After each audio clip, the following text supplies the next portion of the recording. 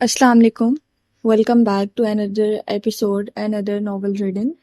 Episode 13, Part 4. तुम एक psychopath हो।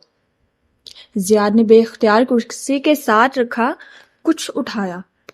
वो इस शय को पहले भी देख चुकी थी, वो जानती थी वो क्या है। वो एक भूरी चमड़े की बेल्ट थी, लेकिन अभी वो इसे नहीं देख रही थी, वो जियाद की आंखों में देख रही थी। मुझे मारना चाहते हो तो मार दो, लेकिन अगर मैं जिंदा रही तो ना मैं इस घर में रहूंगी ना तुम्हारी जिंदगी में। वो सुर्ख भभूका चेहरा लिए उसकी तरफ बढ़ रहा था। माला ने आंखें बंद कर ली और दोनों कोहनियां एक्स की सूरत में अपने चेहरे के सामने कर ली। सारे खौफ दम तोड़ गए थे, उसका दिल आजाद था। कैफ के कॉन्फ्रेंस रूम की खिड़की में रखे पौधे अदम तो जीही के बारिश मुरझाए हुए लग रहे थे, या शायद वो इस गुफ्तगू को सुन रहे थे जो तवील मेज के किनारे बैठे 3 अफराद में हो रही थी। माहिर सरबराही कुर्सी पर विराजमान सामने रखे कागजात देखता मुसलसल 2 उंगलियों से दाहिनी कनपट्टी मसल रहा था। उसका चेहरा संजीदा था और खामोश। दाएं हाथ बैठी शबनम दोनों हाथ हिलाती नाखुशी से कुछ बता रही थी। इन्वेस्टर्स पैसा खींच रहे हैं, डेडलाइन तक प्रोजेक्ट कैसे। माहिर फरीद जैसे उसको नहीं सुन रहा था, कागजों पे लिखे नंबर्स अपनी कहानी आप बता रहे थे। क्या हुआ अगर प्रोजेक्ट फ्लॉप हो गया तो? बर्बल बिजारी से ऊंचा सा बोला तो दोनों ने चौंक के उसे देखा। वो एक कुर्सी पर बैठा उसे दाएं बाएं घुमाता हाथ में पकड़े गेंद को ऊपर नीचे उछाल रहा था। बर्बल, तुम्हारी एक बेकरी भी है ना? तुम्हें चलाने की जरूरत है। शबनम ने बहुत जब्त से उसे मुखातिब किया। तुम चाहती हो कि मैं अपने क्राइसिस में घिरे भाई को छोड़ के बेकरी पे चला जाऊं? उसने बहुत अफसोस से शबनम को देखा। मैं सिर्फ सुस्त और काहिल हूं, खुदगर्ज नहीं। फिर गेंद ऊपर उछाली। वो जैसे ही नीचे आई, बर्बल के चेहरे के जाविये बिगड़े। उसने शीशे के पार किसी को देख लिया था। आ गई वो एटामन। आपको इस केस से जल्द निकलना है माहिर बे, वरना मुश्किल अपने पैरों पे खड़ा होने वाला कैफ फिर से ढह जाएगा। शबनम अपनी चीजें उठाते हुए तशवीश से कह रही थी। माहिर ने जवाब नहीं दिया, इसी तरह बैठा रहा। शबनम बाहर निकली तो वो अंदर आई। माथे पे सनग्लासेस टिकाए, उसका चेहरा संजीदा था। लेदर ब्रीफ केस मेज पे रखा और जब बोली तो चेहरे पे जमाने भर की फिक्रमंदी थी। माहिर बे, बुरी खबर है। आप कभी अच्छी खबर के साथ आई हैं वाइटामिन हानम? वो फिर से गेंद ऊपर नीचे उछालने लगा था। सूजी ने बिगड़ के इसे देखा। प्लीज इस मैन चाइल्ड से कहें ये यहां से चला जाए, मेरा मूड पहले ही खराब है। बर्बल फरीद के सर पे लगी तलवों पे बुझी गेंद दबोच के वो तेजी से खड़ा हुआ। व्हाट? Man what? क्या कहा? उसका चेहरा सुर्ख हुआ। बेबसी से माहिर को देखा जो अभी तक इन दोनों से बेनियाज था। मैन चाइल्ड, मैंने कहा मैन चाइल्ड। वो चबा चबा के कहती ब्रीफकेस खोल रही थी। वो अभी तक खड़ी थी। मैं बता रहा हूँ माहिर अफंदी, ये लड़की मालिक के कहने पे किसी खुफिया एजेंडे पे यहाँ आई है। फिर इसने पैर पटखा तो तन फन करता बाहर निकल गया। सूजी ने अफसोस से जाते देखा। आपको भी ये लगता है कि मैं यहाँ खुफिया एजेंडे पे आई हूँ? नहीं, माहिर फरीद ने नरमी से कहते हुए उसे बैठने का इशारा किया। मुझे ऐसा लगता नहीं है, मुझे यकीन है। सुजीन एक लम्हे के लिए कुछ बोल नहीं सकी। तुमने मुझे कहा था कि मेरे पास 2 ऑप्शन हैं, लेकिन नहीं, एक तीसरा ऑप्शन भी है जो मालिक ने तुम्हें बताने के लिए कहा होगा, लेकिन इतने दिन से तुम इस बात का जिक्र नहीं कर रही क्योंकि तुम चाहती होगे। वो इसे बगौर देखते हुए सोच सोच के कह रहा था। सुजैन ने बहुत सा थूक निकला कि पहले मैं तुम पे एतबार करूं, वो मैं नहीं करूंगा, इसलिए तुम मुझे तीसरा ऑप्शन बता सकती हो। पहले ये देखें। उसने गहरी सांस ली और चंद प्रिंट आउट्स बैग से निकाल के सामने रखे। माहिर की नजर उन पे पड़ी तो वो चौंका। पुलिस कमिश्नर को नया एविडेंस मिला है। वो तेजी से सीधा हुआ और कागज उठाए। मेरे पुलिस सोर्स के मुताबिक गालिब नवाज के नाखूनों के नीचे से डीएनए दरियाफ्त हुआ है। इसकी लाश अभी तक मॉर्ग में है। वो हैरान हुआ, फिर चौंक के से देखा। ये डीएनए कातिल का हो सकता है। अगर कातिल का होता तो पहले मिल जाता। इतने दिन बाद मिलने का यही मतलब है कि किसी ने इसे वहां प्लांट किया है। माहिर के लबों से गहरी सांस खारिज हुई। इसने कागज बेदिली से परे डाल दिया। हमने जज को खरीदा और उन्होंने लैब के फोरेंसिक एनालिस्ट को। डीएनए का रिजल्ट 24 से बेहतर घंटे में आ जाएगा। इतना वक्त क्यों लगेगा? 90 मिनट में आ जाना चाहिए। ये तुर्की है, क्राइम लैब वाले काफी सुस्त हैं। वो जानबूझकर रिजल्ट में ताखीर करेंगे और कातिल से ज्यादा पैसे हथियाएंगे। लेकिन टेस्ट रिजल्ट आते ही वो जमानत को मनसूख करवाने के लिए जज के पास जाएंगे। अगर डीएनए आपको निकला तो जमानत मनसूख हो जाएगी। میں جیل نہیں جاؤں گا. اس کے چہرے پہ برہمی در آئی. ضمانت منسوخ ہونے کے بعد ہمیں پہلی تاریخ 6 ماہ بعد کی ملے گی. ہم 6 ماہ میں ہم بھرپور محنت کر کے اس کیس کا رخ بدل سکتے ہیں. ہم تمام ملوث ارکان کی گواہیوں کو ڈسکریڈٹ کر سکتے ہیں. 6 ماہ بہت ہوتے ہیں تمام ثبوت اپنے حق میں کرنے کے لیے. عدالتی کارروائیوں میں ایسا ہی ہوتا ہے، لیکن ضمانت منسوخ ہونے کی صورت میں مجھے 6 ماہ تک جیل میں رہنا ہوگا. اس کے سارے اعصاب تن گئے. یہ آپ کا پہلا آپشن ہے. اور میرا آخری آپشن کیا ہے اوقات خانم؟ وہ ٹیک لگائے بیٹھا بغور سے دیکھ رہا تھا. یہ وہ آپشن ہے جو مالک بے نے دیا تھا، لیکن میں جانتی ہوں کہ اس وقت یہی بہترین آپشن ہے. سوزین نے الفاظ جوڑے، لیکن اس سے پہلے ہی وہ بول پڑا. یہی کہ میں واپس لندن چلا جاؤں؟ اس کے ہونٹوں پہ ایک آزردہ سے مسکراہٹ بکھر گئی. سوزی نے گہرے سانس لی اور اس بات میں سر ہلایا. ضمانت منسوخ ہونے سے پہلے آپ ملک سے باہر نکل جائیں اور اگلے 5-6 ماہ لندن میں گزاریں. ہم آپ کی بیماری کا ریکارڈ داخل کروا دیں گے. اگلی پیشی پہ آپ واپس آ سکتے ہیں. تب تک ہم کیس کا رخ اپنے حق میں بدل چکے ہوں گے. یہ ترکی ہے، یہاں ایسے ہی ہوتا ہے. اس نے گہری سانس لی اور سر سیٹ کی پشت سے ٹکایا، پھر کمر پر زور دے کر سیٹ کو پیچھے کیا، پھر آگے پھر پیچھے. نگاہیں چھت پہ تھیں اور کرسی اوپر نیچے جھول رہی تھی. میں نے برسوں پہلے مالک سے کہا تھا کہ میں اس شہر میں واپس نہیں جاؤں گا جہاں سے مجھے نکالا گیا تھا. آپ نے وہ شہر خود چھوڑا تھا کیونکہ وہاں کے لوگوں نے مجھ پہ اعتبار کرنا چھوڑ دیا تھا. آپ کو سائیکوسس کے دورے پڑتے تھے. مالک بے نے وہی کیا جو آپ کے حق میں بہتر تھا. ٹھیک ہے، ان کا پلان بہت پیچیدہ تھا. وہ ایک تیر سے 2 شکار کرنا چاہ رہے تھے، لیکن وہ صرف آپ کی بھلائی چاہتے تھے. ماہر نے اس بات میں صحیح لایا. وہ ہنوز چھت کو دیکھ رہا تھا. کیا آپ انہیں معاف کر سکتے ہیں؟ میں نے اسے برسوں پہلے معاف کر دیا تھا، لیکن میں اس پہ اعتبار نہیں کر سکتا. آپ کو اپنا سوچنا چاہیے، ان کا نہیں. آپ آرام سے پہلی فلائٹ پکڑ کے یہاں سے نکل سکتے ہیں. اس نے جواب نہیں دیا. وہ خاموشی سے چھت کو دیکھ رہا تھا. میں مالک سے کیا کہوں؟ وہ ہر روز مجھ سے پوچھتے ہیں کہ ماہر راضی ہوا یا نہیں. وہ غور سے اسے دیکھ رہی تھی. یہ اس کا گلٹی کانشنس ہے جو مجھے واپس لانا چاہتا ہے. اپنا سوچے ماہر بے. آپ کو اس ملک سے آزادی چاہیے. آپ کا پروجیکٹ آپ کے پیچھے بھی چلتا رہے گا. میں سوچوں گا. ایک سوگوار مسکراہٹ سوزی کے لبوں پہ بکھر گئی. ویسے اگر آپ مالک پہ اعتبار نہیں کرتے تو مجھے ہائر کیوں کیا؟ کیونکہ میں جانتا ہوں وہ کسی نااہل وکیل کو میرے پاس نہیں بھیجے گا. باہر شبنم کے ڈیسک پہ بیٹھا بربل اسی طرح گیند ہوا میں اچھال کے کیچ کر رہا تھا. شبنم نے کمپیوٹر سے نظر اٹھا کے ناپسندیدگی سے اسے دیکھا. تمہارے برعکس دوسرے لوگوں کو کام کرنے ہوتے ہیں، حالانکہ تمہیں اپنے باس پر نظر رکھنی چاہیے. شبنم نے آنکھیں چھوٹی کی اور کانفرنس روم کی طرف دیکھا. سوزی دروازے سے نکل رہی تھی. تمہارا اس وکیل کا بہت اچھا کپل بنے گا. چیک کر لینے کا وہ کہیں کمیٹڈ تو نہیں، ورنہ تم تو ہمیشہ ہی اویلیبل ہوتے ہو. بربل کا چہرہ گلابی ہوا، پیر پٹک کے اٹھا اور کانفرنس روم کی طرف بڑھ گیا. کیا کہہ رہی تھی وائٹامن خانم؟ تجسس سے اس کا برا حال تھا. تیزی سے کرسی کھینچی. بربل فرید. ماہر نے غور سے اس کو دیکھا. اس لڑکی کے بارے میں سوچنا بھی وقت، وہ تمہاری ٹائپ نہیں ہے. بربل کا منہ کھلے کا کھلا رہ گیا. واٹ؟ تم؟ کہا نا سوچنا بھی مت. اس کے انداز میں واضح تنبیہ تھی. تمام میں سمجھ سکتا ہوں. بربل نے ہاتھ اٹھا دیے. بطور میرے بھائی تم مجھے کسی لڑکی سے دور رکھنے کے لیے کہہ رہے ہو کیونکہ تم جانتے ہو میرے حق میں اچھی ثابت نہیں ہوگی. وہ سرسری سے انداز میں کہہ رہا تھا. ماہر نے آنکھوں کی پتلیاں سکوڑ کے اسے دیکھا. ہاں، اور اس لیے بھی کہ تم سٹوپڈ ہو. اس سے پہلے کہ بربل خفا ہوتا اس کا موبائل تھر تھر آیا. میسج دیکھتے ہی ایک گہری سانس لبوں سے خارج کی. وہ ٹھیک ہے؟ اس نے جیسے سکون کا سانس لیا. کون؟ ماہر نے سوالیہ ابرو اٹھایا. مالا. مجھے اس کی فکر تھی. وہ واپس موبائل جیب میں ڈال رہا تھا. میں نے اسے صبح کال کی تھی لیکن اس نے نہیں اٹھائی. ابھی اس نے میسج کیا ہے کہ وہ ٹھیک ہے، وہ اپنے شوہر کے ساتھ نہیں رہ رہی، کسی ہوٹل میں ہے، اور یہ بھی کہ ابھی وہ کچھ دن اکیلے رہنا چاہتی ہے، یعنی میں اسے تنگ نہ کروں. بربل کے جانے کے بعد ماہر نے فون اٹھایا، اسکرین روشن کی. وہاں کوئی کال یا میسج نہ تھا. اس نے مالا کی چیٹ کھولی اور اس کی پروفائل پکچر نہیں دیکھ سکتا تھا. کیا اس نے اسے بلاک کر دیا تھا؟ اس نے ماہر کو تب بھی بلاک نہیں کیا تھا جب اسے معلوم ہوا تھا کہ وہ کیف نہیں ماہر ہے. کیا اس کی بیزاری اس حد تک بڑھ چکی تھی؟ اس نے سوزی کا نمبر ملایا اور فون کون سے لگایا. تم درست کہہ رہی تھی، مجھے اپنے لیے کوئی فیصلہ لینا ہے. اس نے خود کو کہتے سنا. مالک سے کہو میں اس کی ملکہ کے ملک واپس آنے کے لیے تیار ہوں.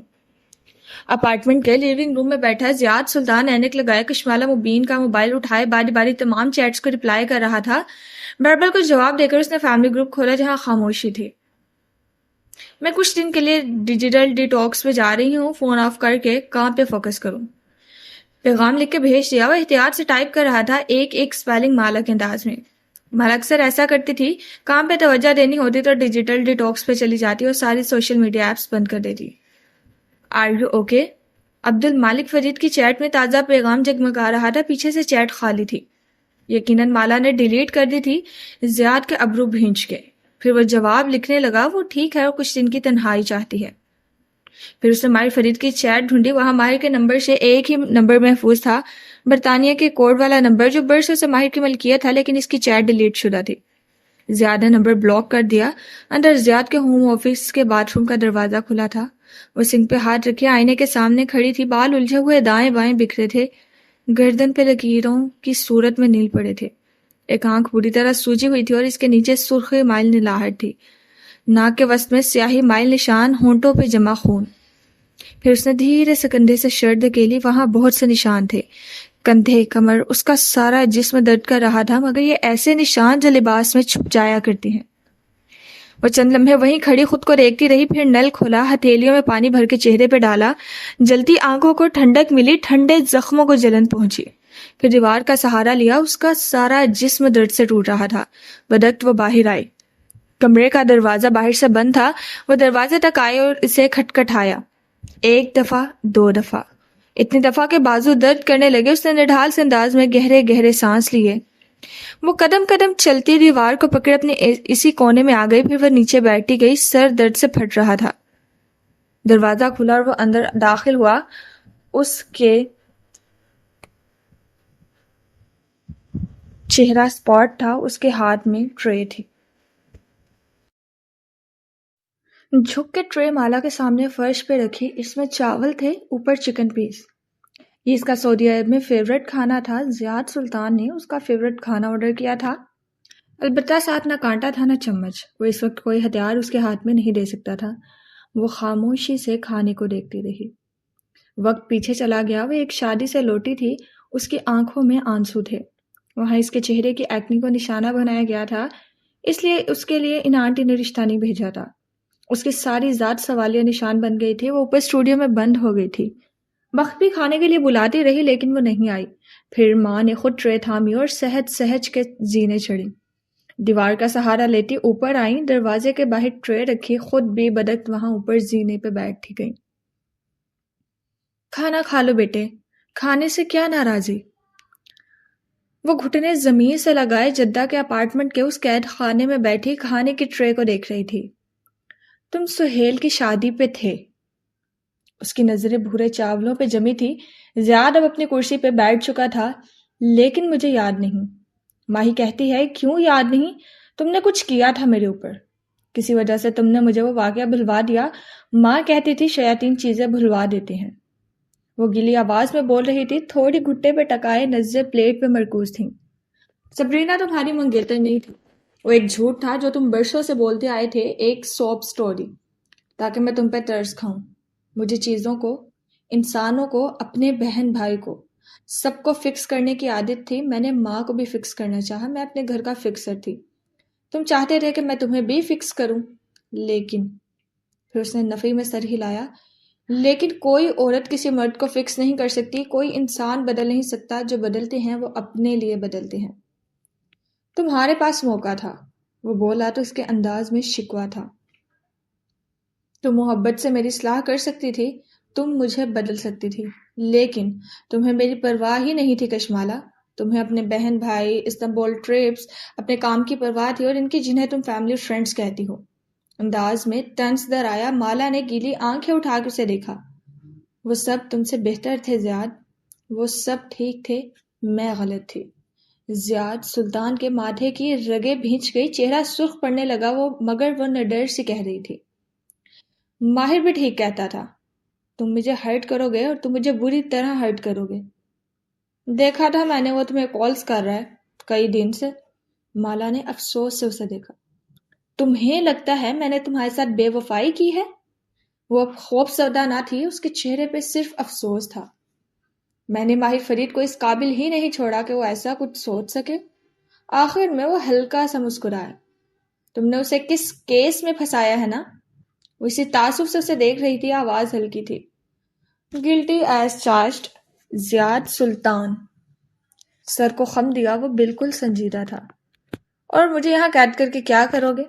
میری یادداشت مٹاؤ گے یا مجھے خود سے محبت کرنے پہ مجبور کرو گے؟ پھر افسوس سے نفی میں سر ہلایا۔ میں تم سے طلاق لوں گی زیاد، میں تم سے طلاق لوں گی۔ ایک ایک لفظ پہ زور دیا۔ طلاق ایک بہت بڑا لفظ ہے کشمالہ، ٹھہرو، میں تمہیں بتاتا ہوں کہ اس لفظ کا مطلب کیا ہے۔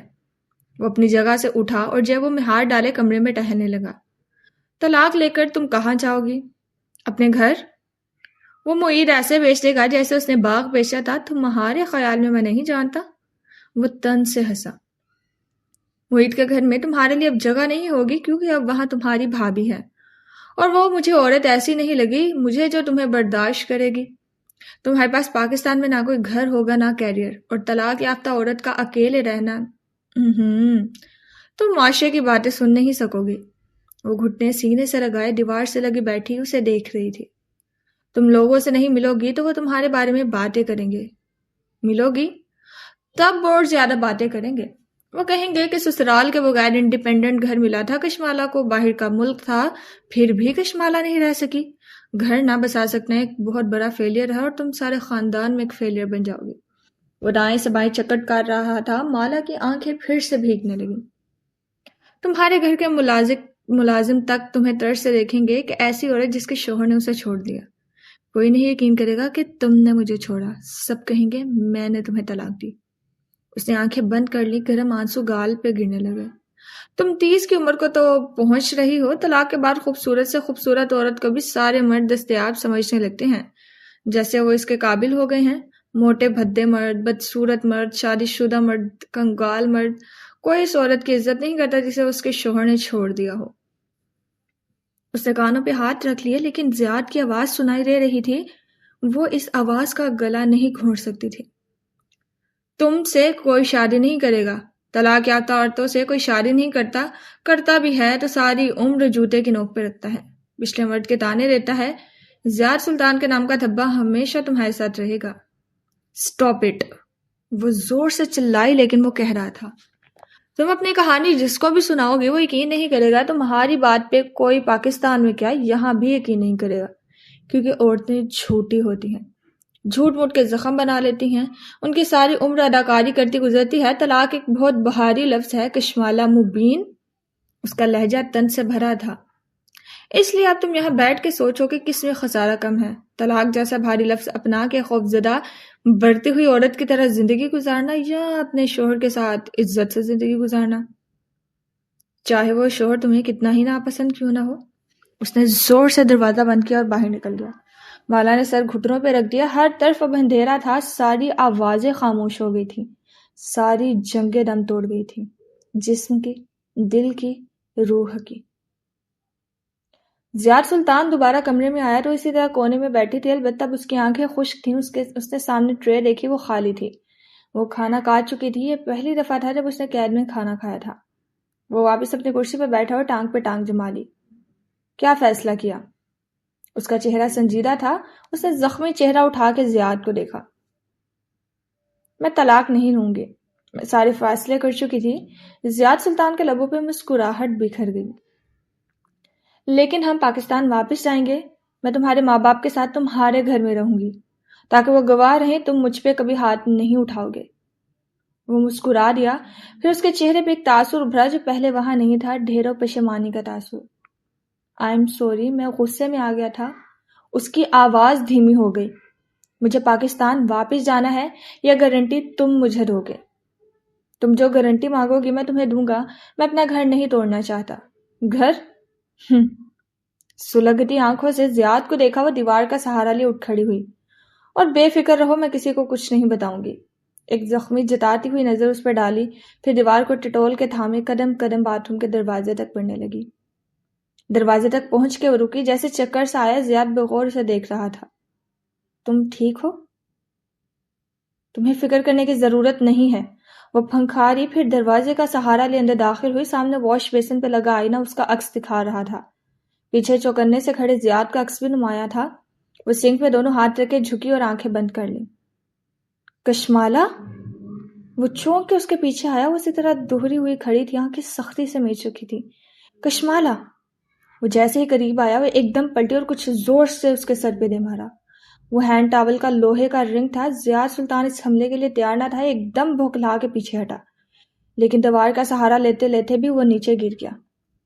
اگلے ہی لمحے وہ باہر بھاگی، چوکھٹ ایک جست میں عبور کی، جسم کی ساری توانائی ٹانگوں اور ہاتھوں میں سما گئی تھی۔ زیاد ماتھے پہ ہاتھ رکھے نیچے گرا ہوا تھا۔ کوہنی کا سہارا لے کے وہ چلاتا ہوا اٹھنے لگا، لیکن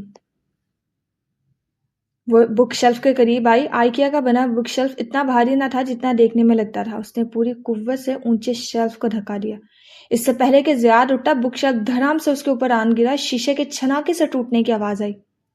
بہت سی کتابیں دھڑا دھڑ اس پہ جا گری۔ ہلکی لکڑی کے چند تختے ٹوٹ گئے اور اس کے بوجھ تلے ڈھہ گیا۔ تم نے ٹھیک کہا تھا۔ وہ ہلکے بل چلائی اور لکڑی کا ایک ٹوٹا ہوا تختہ اٹھایا۔ ساری عورتیں اداکارائیں ہوتی ہیں، جھوٹی اداکارائیں۔ وہ زیاد سلطان کے سر کے قریب رکی۔ اس کے ماتھے سے خون بہہ رہا تھا اور وہ چلا رہا تھا۔ اس کا نچلا دھڑ بک شیلف کے نیچے پھنس چکا تھا۔ اور تم نے ٹھیک کہا تھا، عورتیں جھوٹ موٹ کے زخم بنا لیتی ہیں۔ پوری قوت سے اس نے لکڑی کا تخت زیاد کے سر پہ دے مارا۔ وہ زور سے چیخا، کشمالہ! مجھے نکالو! خون اس کی کنپٹی سے نیچے گر رہا تھا، مگر بکھرے بالوں اور نیل گو چہرے والی لڑکی نے نفی میں سر ہلایا، پھر زور سے تختہ دوبارہ اس کے سر پہ دے مارا۔ وہ جو ہاتھوں سے اپنے اوپر سے ٹوٹا شیلف ہٹانے کی کوشش کر رہا تھا، واپس ڈھہ گیا، تختہ بھی ٹوٹ گیا۔ اور تم نے درست کہا تھا، طلاق ایک بہت بھاری لفظ ہے۔ وہ پنجوں کے بل نیچے جھکی، اس کے زخمی چہرے کے قریب پھر دھیرے سے سرگوشی کی۔ لیکن ایک لفظ ہی تو ہے۔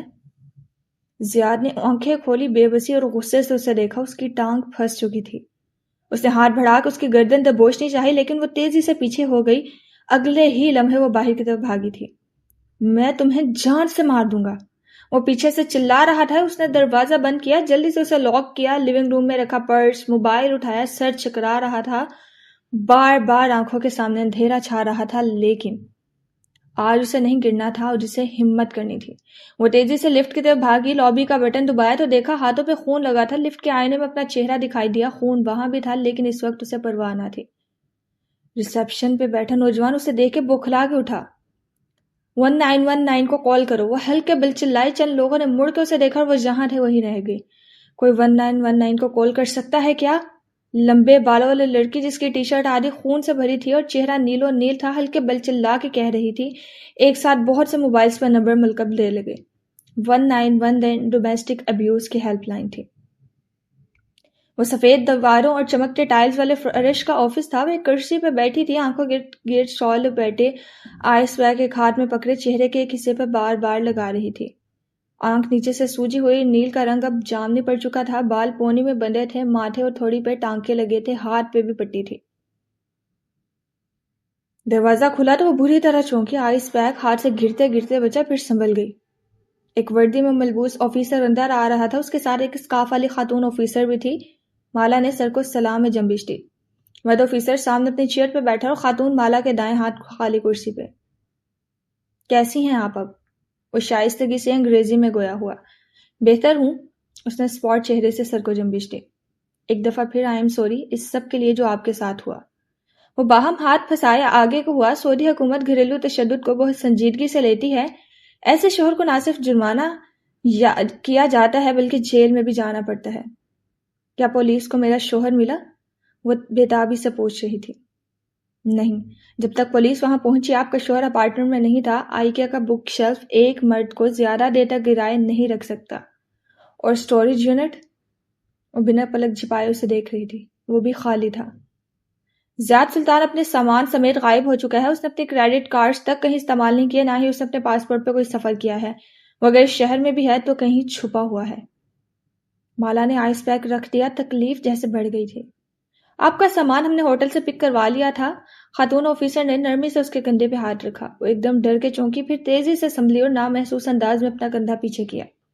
آفیسر نے ہاتھ نیچے گرا دیا۔ اب آپ کیا کرنا چاہتی ہیں؟ اس نے باری باری دونوں کے چہرے دیکھے۔ میرے پاس کیا آپشن ہے؟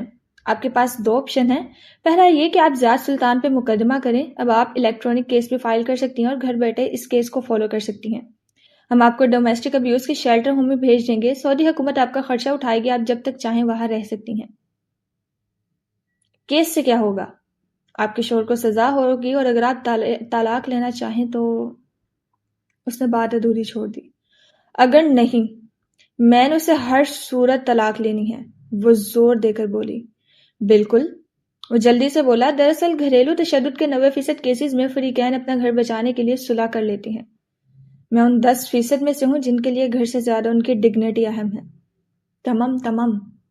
اس نے صلح جو انداز میں ہاتھ اٹھائے جیسے وہ بہت احتیاط سے بات کر رہا تھا. باہر کہیں کسی کمرے کا دروازہ زور سے بند ہوا تھا. وہ پھر ڈر کے چونکی، جسم کو جھٹکا لگا. اٹس اوکے، اب آپ محفوظ ہیں. خاتون آفیسر نے غور سے اسے دیکھا. سوری. وہ شرمندہ ہوئی. وہ خوفزدہ نہیں تھی، وہ جانتی تھی اب وہ محفوظ ہے. پھر جسم ابھی تک کیوں خوفزدہ تھا؟ کیس میں کیا ہوگا؟ آپ کو ثابت کرنا ہوگا کہ آپ کے شوہر نے ہی آپ کو مارا تھا. کیا میرے چہرے سے یہ نہیں لگتا؟ اس نے بے یقینی سے اسے دیکھا، پھر خاتون آفیسر کو اور میڈیکو لیگل رپورٹ سے. آف کورس، لیکن کسی پہ چیز اور لمبے ہو جاتے ہیں. آفیسر نے بھی چارگی سے شانے اچکائے. عدالت زیاد سلطان کو بلائے گی. شاید وہ آئے، شاید وہ نہ آئے. آیا تو وہ تشدد کرنے سے مکر جائے گا اور وہ آپ پہ افیئر ہونے کا الزام لگائے گا. ڈومیسٹک ابیوز ثابت کرنا بہت مشکل ہے. پھر ایسے کیسز میں عموماً عورتیں دوسرا آپشن لیتی ہیں کیونکہ یہ کیسز بہت لمبے لٹک جاتے ہیں. ایک حد تک حکومت آپ کی کفالت کرے گی، لیکن آپ خارجی ہیں. خارجیوں کے حقوق ایسے نہیں ہیں کہ. اس نے بات ادھوری چھوڑ دی. دوسرا آپشن کیا ہے؟ وہ یہ کہ حکومت آپ کو واپس بھیج دے. ایک گہری سانس اس کے سینے سے خارج ہوئی. اور مجھے اس کے لیے ری انٹری نہیں چاہیے. نہیں، اس سلسلے میں قوانین موجود ہیں. آپ پولیس کے پاس آ چکی ہیں. اب آپ کو واپس بھیجنا ہمارا کام ہے. ایک سکون سا اس کے اندر اترنے لگا. میں 5-6 ماہ ایک شیلٹر ہوم میں نہیں رہ سکتی. مجھے آزادی چاہیے. میں واپس جانا چاہوں گی.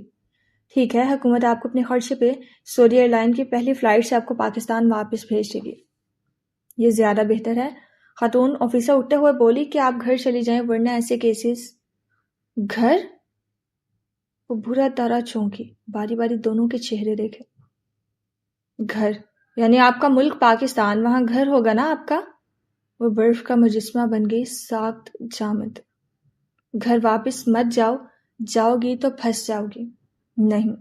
اس نے ہراساں نظروں سے دونوں کو دیکھا. وہ جدہ کے اپارٹمنٹ کو گھر نہیں کہہ رہا تھا، وہ پاکستان کی بات کر رہا تھا. میں گھر واپس نہیں جا سکتی. میں وہاں پھنس جاؤں گی. گھر محفوظ نہیں ہے. پاکستان محفوظ نہیں ہے. وہ کسی ٹرانس کے عالم میں کہہ رہی تھی. وہ گھر میں تمہارا منتظر ہوگا، گھات لگائے بیٹھا ہوگا. وہ پاکستان جائے گا، وہ وہاں میرا منتظر ہوگا. تمہیں پناہ ڈھونڈنی چاہیے. مجھے پناہ چاہیے. اس نے بہت سے منت سے ان کے چہرے دیکھے. مجھے ازائلم چاہیے.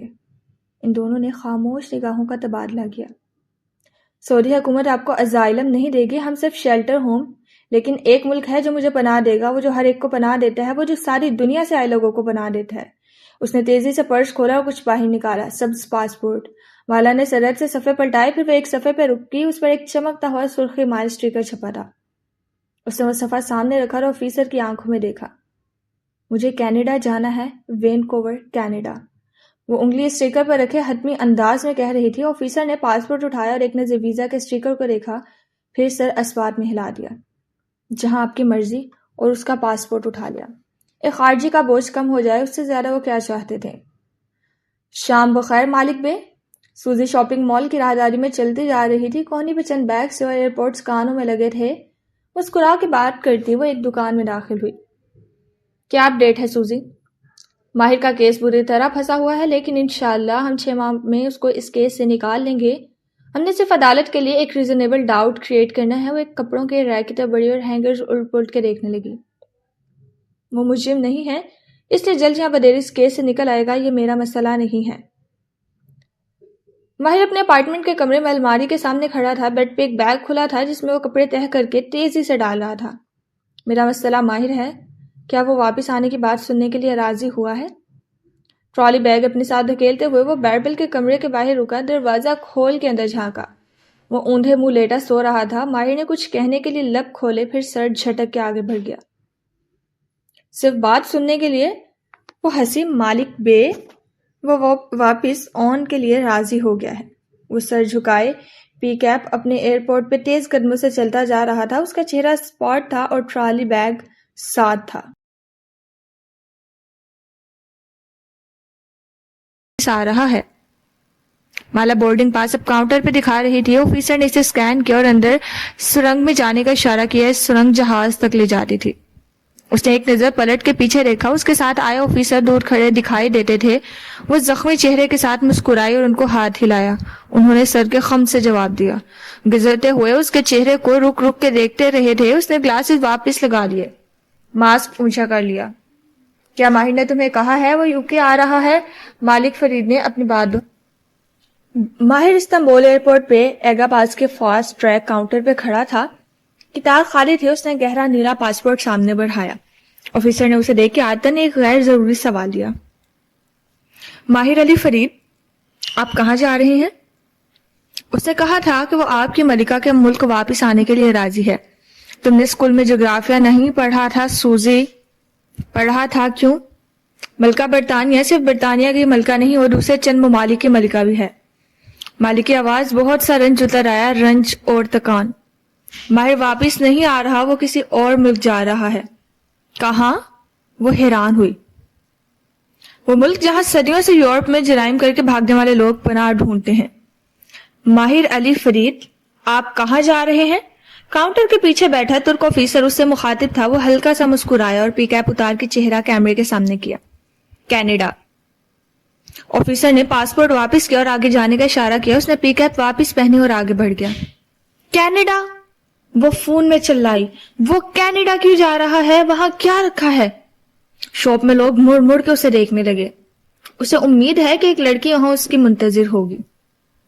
اللہ اللہ, سوزی نے بے اختیار ماتھے کو چھوا. اس کی ساری شاپنگ کا مزہ کرکرا ہو چکا تھا.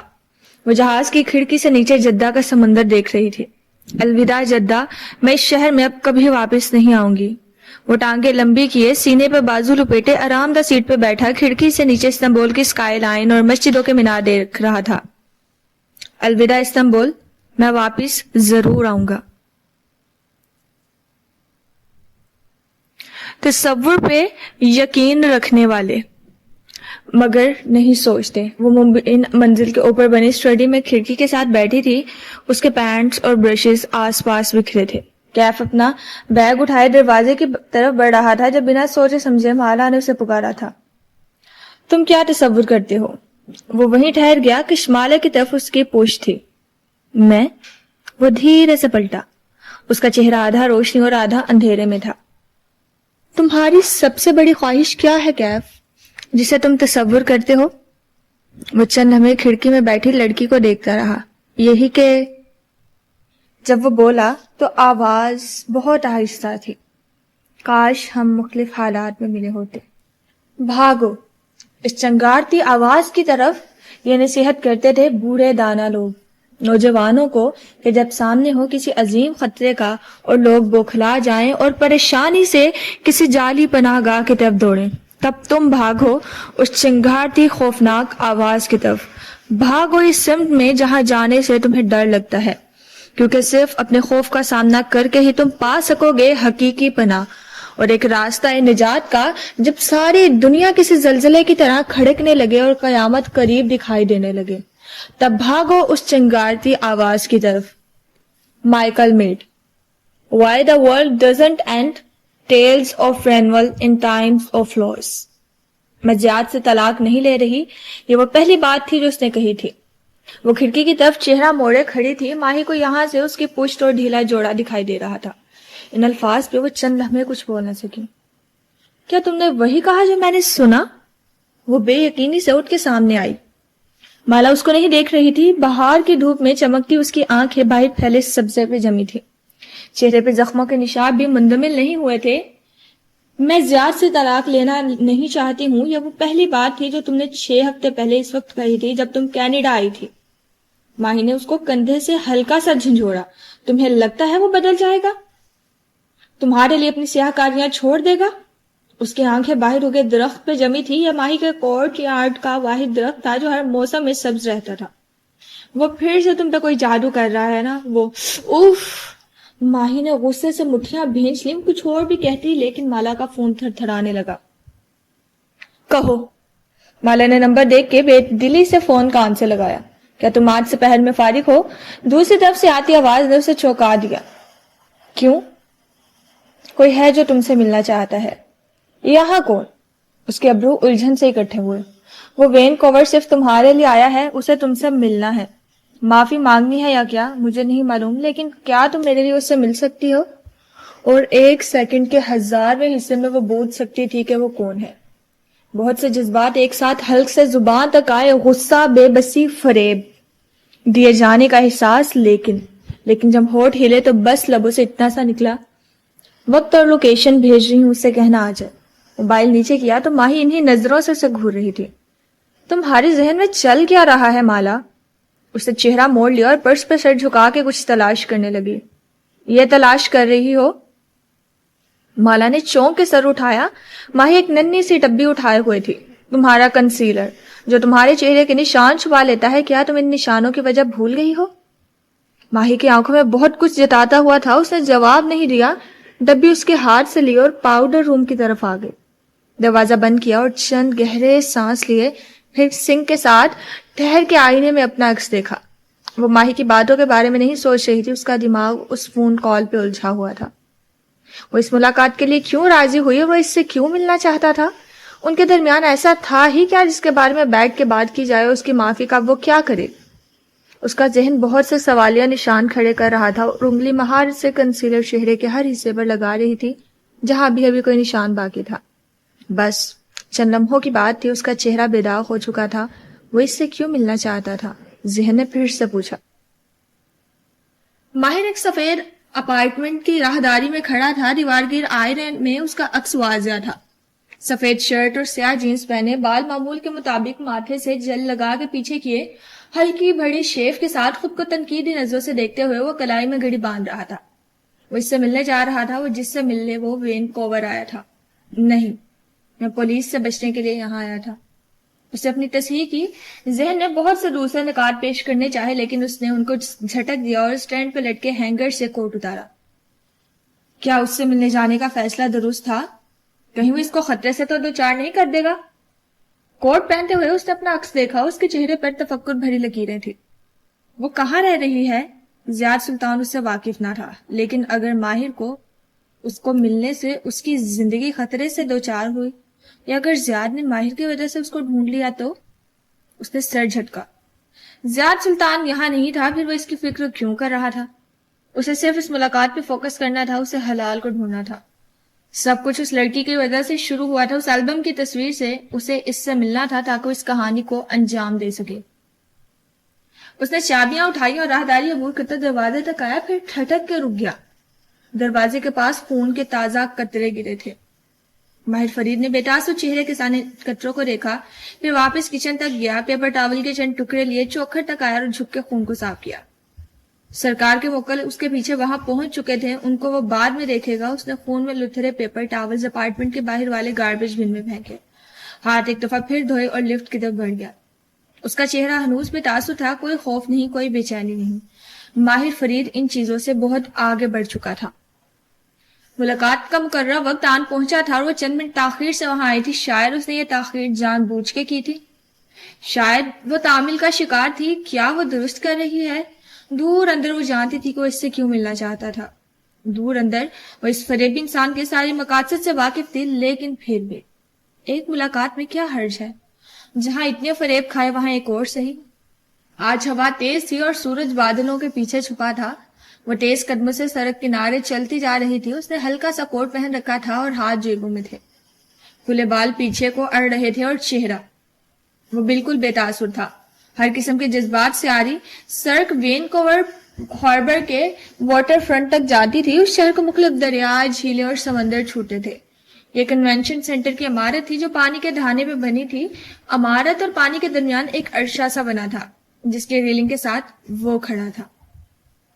وہ دور پیچھے کھڑی چند لمحوں سے مشتبہ نگاہوں سے دیکھی گئی. یہاں سے اس کی پشت دکھائی دے رہی تھی. وہ ریلنگ پہ کوہنیاں رکھے جھک کے نیچے بہتے پانی کو دیکھ رہا تھا. یہ پانی کا کچھ حصہ تھا جو شہر کے درمیان سے گزرتا تھا اس کے دوسرے پار وہ خشکی پہ بنی اونچی عمارتوں کی اسکائی لائن دیکھ سکتی تھی. کیا اب وہ آگے بڑھے یا واپس پلٹ جائے؟ لیکن اب فیصلہ بدلنے میں بہت دیر ہو چکی تھی. کسی احساس کے تحت وہ پلٹا، ادھر ادھر نگاہ دہرائی، پھر اس پر نگاہ پڑی تو ٹھہر گیا. کیا اسے واپس پلٹ جانا چاہیے؟ کیا اسے اس ملاقات کو نہ کہہ دینا چاہیے؟ لیکن یہ طے تھا کہ کشمالہ مبین کو نہ کرنا نہیں آتا تھا. وہ جانتی تھی کہ وہ پچھتائے گی، وہ اس سے ملاقات کر کے اس کو دوبارہ اپنی زندگی میں شامل کر کے پچھتائے گی، لیکن جہاں اتنے غلط فیصلے کیے وہاں ایک اور صحیح. جیبوں میں ہار ڈالتی تھی کہ وہ پچھتائے گی، وہ اس سے ملاقات کر کے اس کو دوبارہ اپنی زندگی میں شامل کر کے پچھتائے گی، لیکن جہاں اتنے غلط فیصلے کیے وہاں ایک اور صحیح. جیبوں میں ہار ڈالے کھڑی اسپاٹ چہرے والی لڑکی نے قدم اس کی طرف بڑھا دیے. وہ بالکل سانس روکے کھڑا اس کو دیکھ رہا تھا. کیف، وہ عین اس کے سامنے آ رکی. یہ نام لینا بھی تکلیف دہ تھا لیکن اس کو یہ تکلیف اٹھانی تھی. کشمالہ. اس کی آنکھوں میں کشمالہ کو دیکھ کے بہت سے جذبات اترے تھے. وہ ان کو پہچانتی تھی لیکن وہ اس کے کسی جذبے پہ یقین نہیں کرے گی. وہ فیصلہ کر کے یہاں آئی تھی. کوئی بھی چیز اسے اس فریبی انسان پہ اعتبار کرنے پہ مجبور نہیں کر سکتی تھی. کوئی بھی چیز اب اس کی زخمی روح کا فیصلہ نہیں بدل سکتی تھی.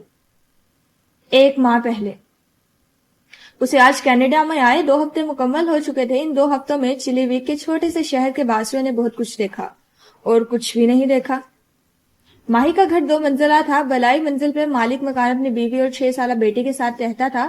اس کی بیوی بلجیت کور ایک سانولی رنگت کی خوبصورت مگر انتہائی دبلی پتلی عورت تھی. موسم بہار کی ایک صبح بلجیت نے اپنے لیونگ روم کی کھڑکی سے نیچے جھانکا تو ڈرائیو وے میں اس کی پاکستانی کرایہ دار ماہی کا پارک کرتی دکھائی دی. بلجیت کی آنکھوں میں تجسس سا ابھرا. ماہی کے کار کی فرنٹ سیٹ پہ کوئی اور بھی تھا. ایک نیا چہرہ، ایک غیر شناسا سا لڑکی. اس نے پتلا سا کوٹ پہن رکھا تھا. بال جوڑے میں الجھے سے تھے. چہرے پہ نشان تھے نیل زخم کٹ، ہاتھ پہ پٹی. بلجیت کا منہ کھل گیا. پھر نگاہ نے کار سے نکلتے لڑکی کی انگلیوں تک کا سفر کیا. بائیں ہاتھ کی تیسری انگلی میں انگوٹھی موجود تھی. بلجیت کا منہ بند ہو گیا. ظاہر ہے اس نے ہلکے سے شانے جھٹکے. وہ لڑکی قدرے سن سی تھی. اس کی سبز آنکھوں میں خوف تھا. وہ بار بار پیچھے دیکھتی تھی. وہ سامان لینے بھی نہیں رکی. تیزی سے اندر غائب ہوگی. کیونکہ اسے معلوم نہ تھا کہ اندر جاتا دروازہ کون سا تھا، مگر اسے اندر گم ہونے کی جلدی تھی. بلجیت اپنے کمرے میں چلی گئی. وہ جلدی ساری کتھا جان جائے گی. ان کاغذ کی جیسی دیواروں والے گھروں میں آوازیں اور انڈین مسالوں کی خوشبوئیں بنا روک ٹوک کے دوسری طرف چلی جایا کرتی تھی. پریتی نے بہت کچھ دیکھا اور کچھ بھی نہیں دیکھا. چلی ویک ایک چھوٹا سا شہر تھا. مکان بھی بہت بڑے نہ تھے لیکن ان کو گھیرے سبزہ زار کافی وسیع تھے. ماہی کے گھر کے سامنے طویل سڑک کے گرد کتار در کتار گھر بنے تھے. اس کتار کو عبور کر کے سڑک پار کرو اور چند کوس چلتے جاؤ تو ایک ٹم ہارٹس بنا تھا. ان کی لوکل اور سستی کافی شاپ تھی. پریتی اس ٹمس میں باریستا تھی. چھوٹے قد اور موٹے ہونٹوں والی سکھ لڑکی جس کے ہاتھ مشین کی طرح چلتے کھٹا کھٹ کافی بناتے تھے. پریتی ہر روز اس سب آنکھوں والی لڑکی کو شاپ میں آتے دیکھتی. وہ ڈھیلا ڈھالا سا کارڈیگن پہنے، بالوں کو پونی میں باندھے، میک اپ سے آری چہرہ لیے ہوتی تھی. البتہ اس کی آنکھوں تلے بہت سا کنسیلر لگا ہوتا تھا جس سے وہ یقیناً کوئی نیل چھپاتی تھی. وہ آرڈر دینے کے بعد پک اپ کاؤنٹر پہ کھڑی گمسم سی کھڑی ہو جاتی. جب پریتی کافی کا کپ اس کے سامنے رکھتی تو وہ چونک جاتی. ٹرے چاہیے؟ پریتی کو 2 دفعہ پوچھنا پڑا. وہ جلدی سے سنبھل کے اس بات پہ سر ہلا دیتی. پھر وہ کپ اٹھاتی اور دائیں بائیں دیکھتی جیسے وہ ایک نئے ڈرائیور ہو اور اس کو تینوں مررز میں دیکھنے کی عادت ہو. اس کے ہاتھ میں کوئی انگوٹھی نہیں تھی لیکن انگوٹھی کی 3 لائن ضرور تھی. شاید اس نے حال ہی میں انگوٹھی اتاری تھی. پریتی اس کے نیل زخم کے کٹ اور ہراساں انداز سے سمجھ سکتی تھی کہ معاملہ کیا ہے. بوائے فرینڈ، منگیتر یا شاید شوہر. عورتوں کو خوفزدہ کر کے رکھنے والے مرد ان کے اپنے ہی ہوتے ہیں. چلی ویک کے اسلامک سینٹر میں کام کرنے والے حارث نے بھی بہت کچھ دیکھا اور کچھ بھی نہ دیکھا. سینٹر کے اندر ایک چھوٹا سا ہال تھا جہاں کتب کے چند ریکس رکھے تھے. وہ لڑکی قریباً ہر روز فجر کے بعد وہاں آتی تھی. اس کا لباس ملگجا ہوتا تھا. کھلے سویٹ پینٹس اور کسی مٹیالے رنگ کا لمبا کارڈیگن، سر پہ اسکارف جس کو لپیٹ کے تھوڑی تلے عرض رکھا ہوتا. وہ کتابوں کے ریک کے درمیان قالین پہ یوں بیٹھ جاتی کہ گھٹنے سینے سے لگے ہوتے اور سر ان کے اوپر. اس کے چہرے کے زخم اب بھر رہے تھے لیکن نشان موجود تھے. وہ کبھی کافی مشین سے کافی بناتی، کبھی باکس میں چندے کے سکے ڈال دیتی لیکن وہ کسی سے بات نہیں کرتی تھی. وہ چپ چاپ گمسم سی ایسے کونے میں بیٹھی جہاں سے وہ کسی کو دکھائی نہ دیتی تھی. اکثر حارث بھول جاتا کہ وہ مسجد میں بیٹھی ہے.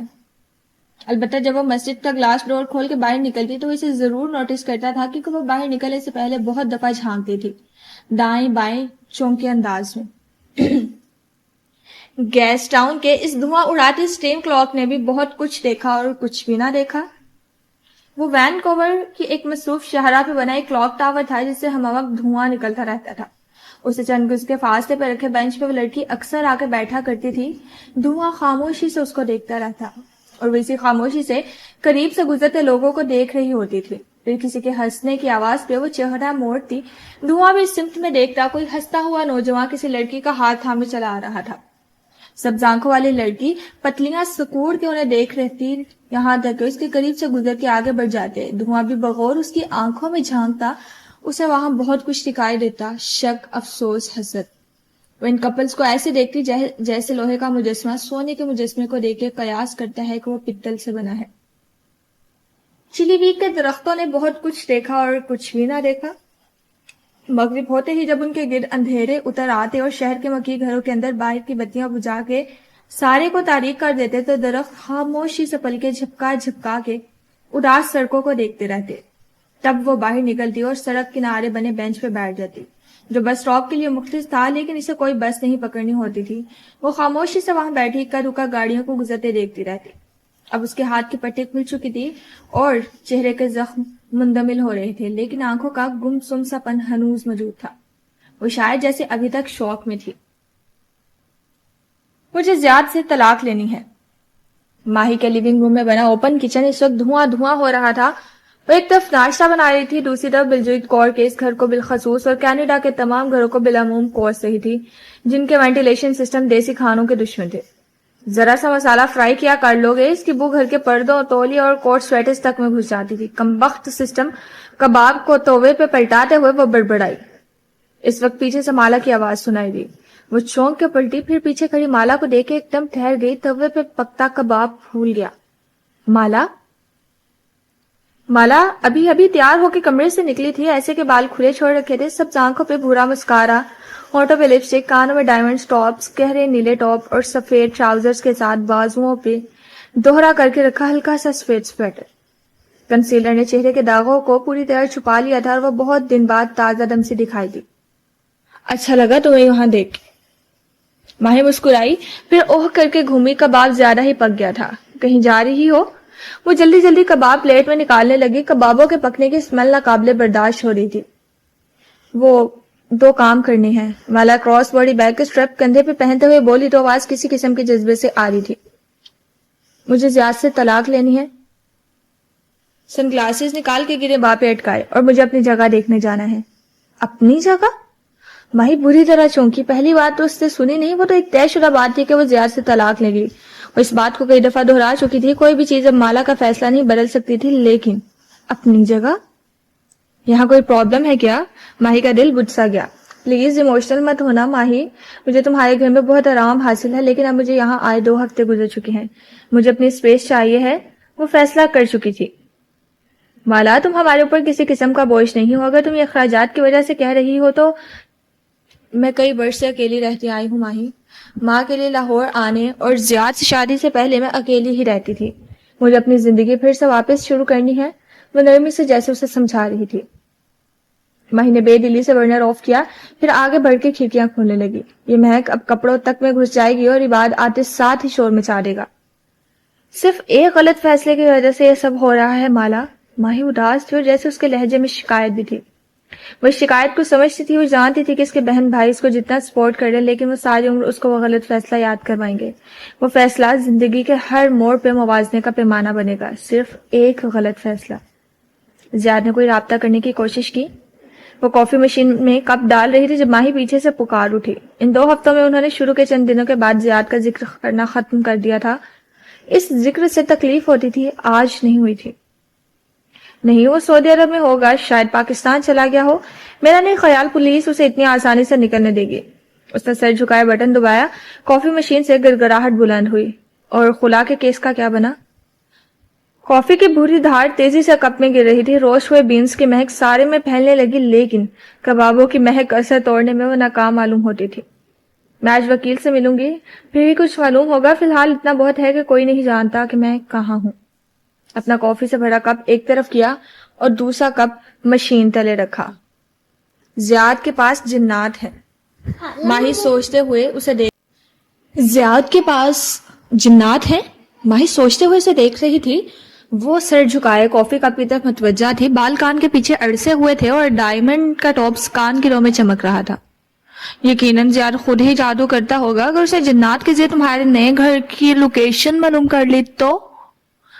میرا نہیں خیال جنات اتنے ایڈوانس ہوں گے کہ اسے میری پن لوکیشن بتا سکیں.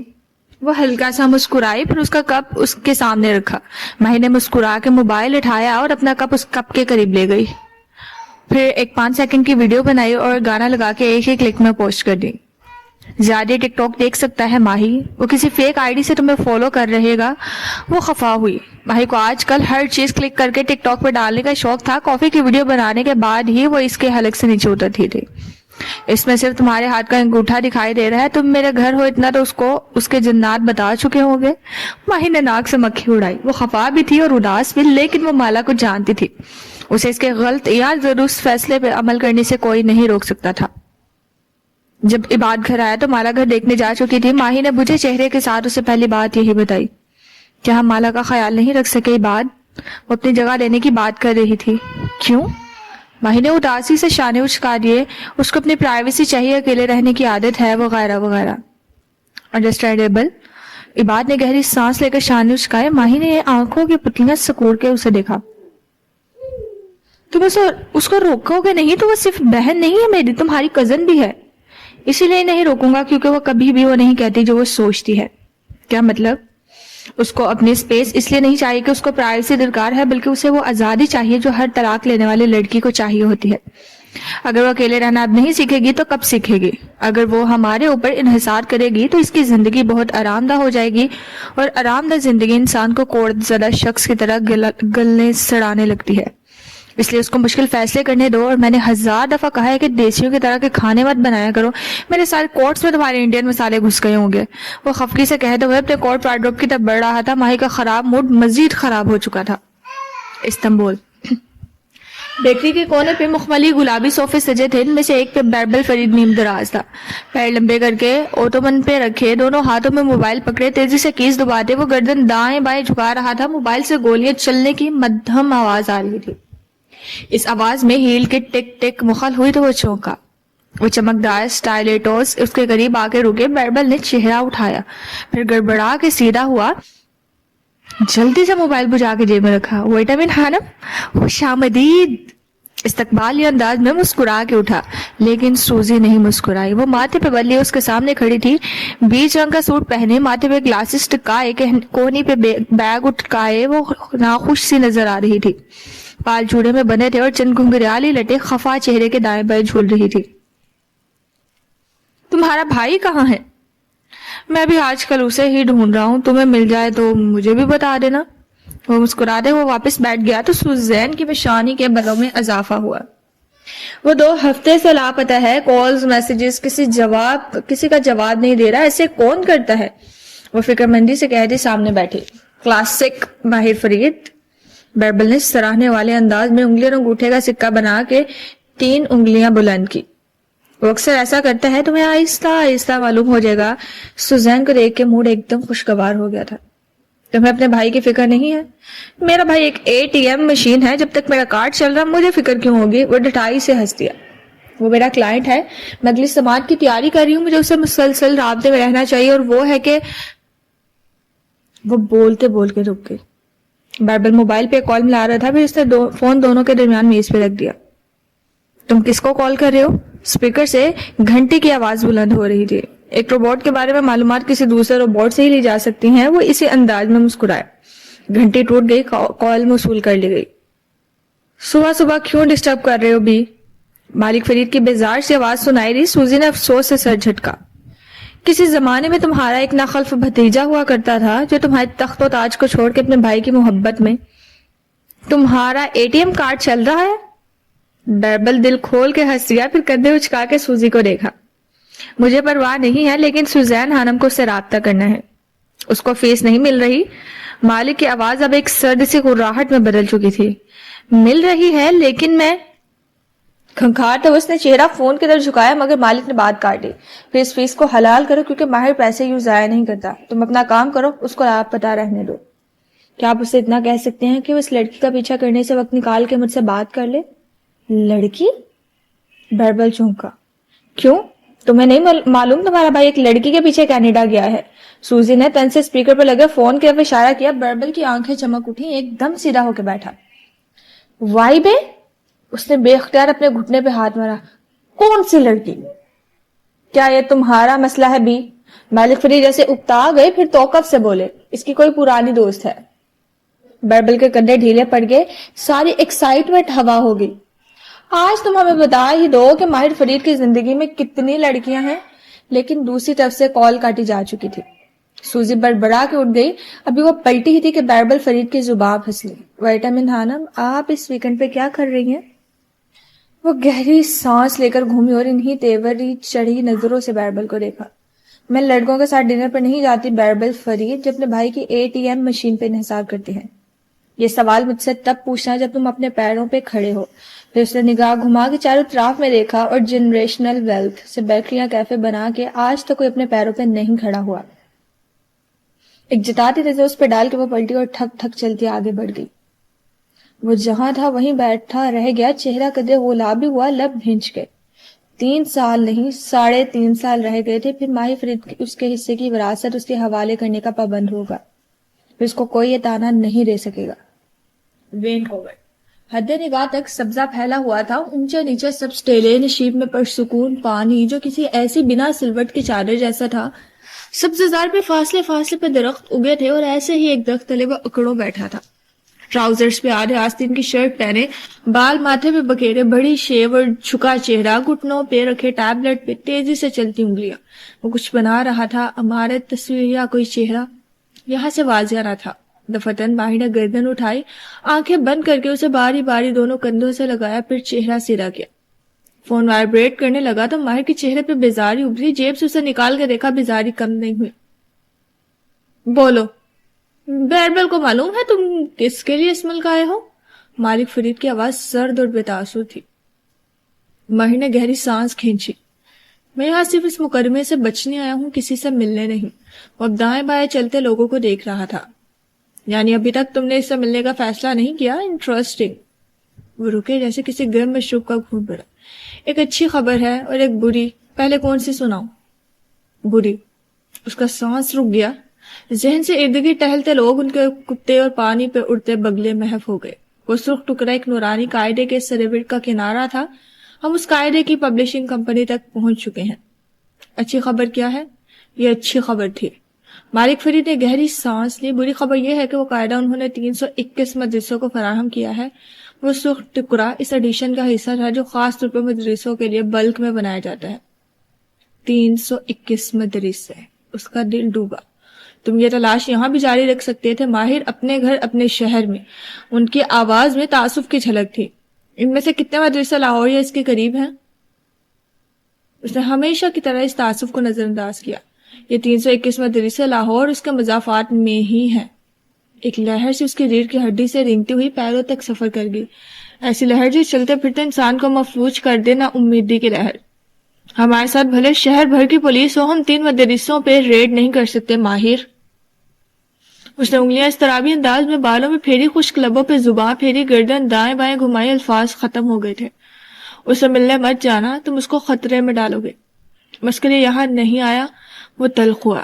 قریب میں جھنکار سنائی دی. ماہر نے چہرہ اس طرف موڑا. ایک ادھیر عمر عورت ایک پنجے کے بل بیٹھی تسمہ باندھ رہی تھی. ساتھ کتا تابع ادائی سے کھڑا تھا.